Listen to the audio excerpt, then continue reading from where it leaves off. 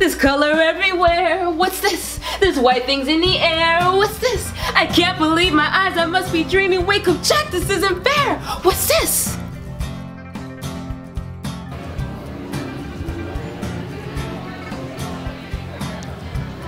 Hey, Apple Biters and Appletinis, this is Les, aka SistaSlaya, and I'm here at the Bizarre Haunted Flea Market in Bethpage, New York. I'm here in conjunction with It Came From the Radio. And right now I'm standing here with Hash from Evolution Comics. How you doing, Hash? Great. Yeah. And so Hash has been talking to me about all the things that he does. Hash is like a jack of all trades. So kind of give us a little bit of a background of what you do, who you are, and how are you here? How am I here? All right, so I originally started working with somebody and started a comic book company. That failed, so the artists that were working for him joined forces with me and joined the dark side in a strange way. And I've been doing shows for the past 2.5 years. It all started with original art, then turned into publishing as well too. We publish a comic book called Ed Die. We're currently publishing another couple more titles called Conquistador, and one I'm writing based on the racing scene that happened in Long Island back in the day prior to Fast and the Furious, and how Fast and the Furious ruined the actual car racing scene, and how it's actually changed in a way that is today. Are you talking about the racing that goes on the LIE? Sort of, but this is also the behind-the-scenes street races that happen on, if you're from Queens, you know, you get on Franny Lou. If you're from Brooklyn, you know Hunts Point. If you're from Long Island, you knew the Deer Park Avenue. So those were the scenes that we're gonna like mention. And you know, since I play the official mayor of like every time I go to someplace, everyone knows who I am and what I do. It's because like based off my character and my team that happened during that time. So I love the idea that you just do a lot of things. We were just talking about the fact that you've been to New York Comic Con, that you have some, I would say, influence or know-how behind the scenes with some of the things that, some of the people that are in this business. So you have some fantastic stories. Tell us one of your best stories ever doing any of these cons. Mine's actually an embarrassing story. So one of the first years I was doing this, I actually got into a fight with Spike from Buffy by accident. Yeah. Could he fight? We're not going to start with that because actually the funny thing is Mickey James picked me up and threw me back in my hotel room. So you're talking about James Marston. You actually had a fight with James Marston. Well, so this was a thing. We had a group dinner with a lot of drinking. And drinking always.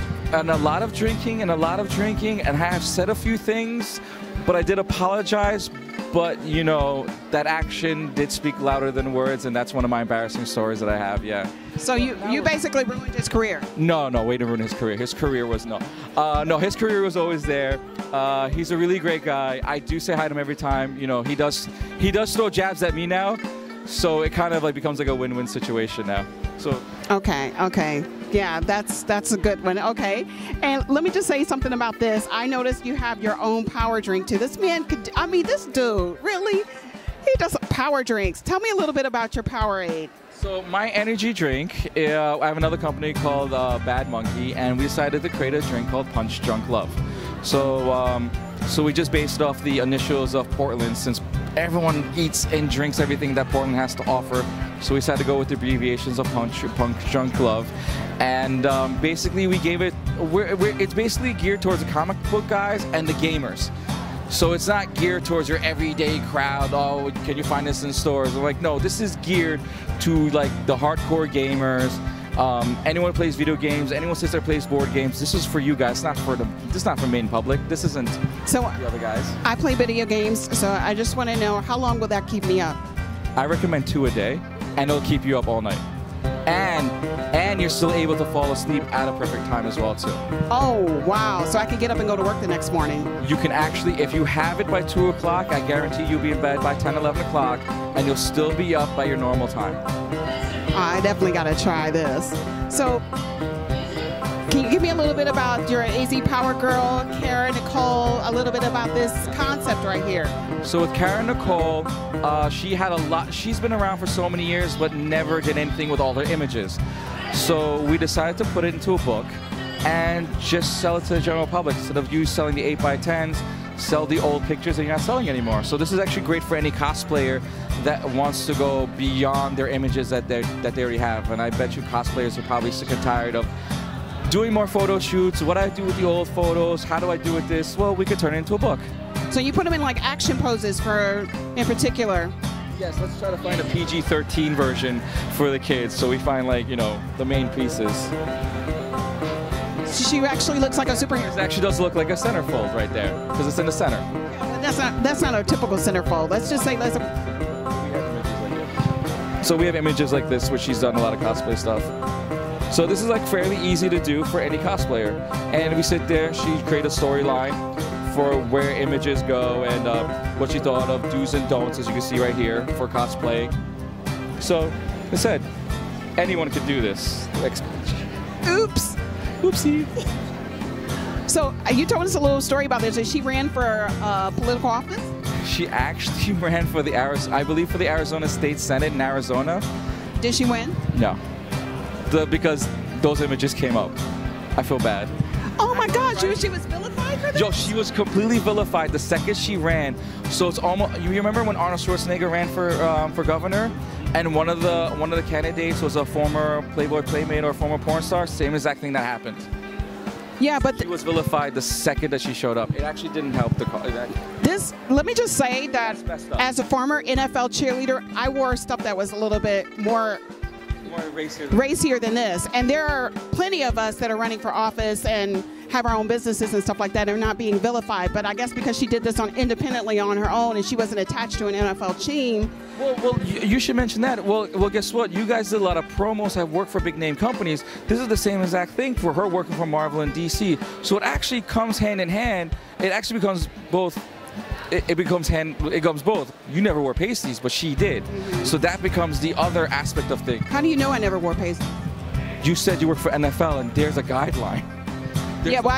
There's always that guideline. So nobody knows what goes on underneath the uniform. Yeah, that's true too. There you go. All right, so. But there's that guideline, and you know what? When you go one step further, well, there's a political office, because there you go. She becomes. They turn to that. But there's tons of NFL women that have run for congressmen, that have become doctors, lawyers, and other professions that are currently out right now. Mm-hmm. Yep, this is true. This is true. Come on, look at your biggest example for anything is Paula Abdul, and your other one would be Alicia Fox for WWE. And how about the lady that? Yeah, me. And about the lady that used to play on The Office? That's true. Oh, she was a former cheerleader, yes. For my same team, the St. Louis Football Cardinals. Oh, yeah. Gotta give her a plug. So where will you be next? Right now, I actually don't know. I'll probably do a few small shows. Gen City, Emerald City, which is out in Washington State, in Seattle, Washington. There's a lot. I mean, so I still have to go through my list, make sure my team is covered first before I'm covered.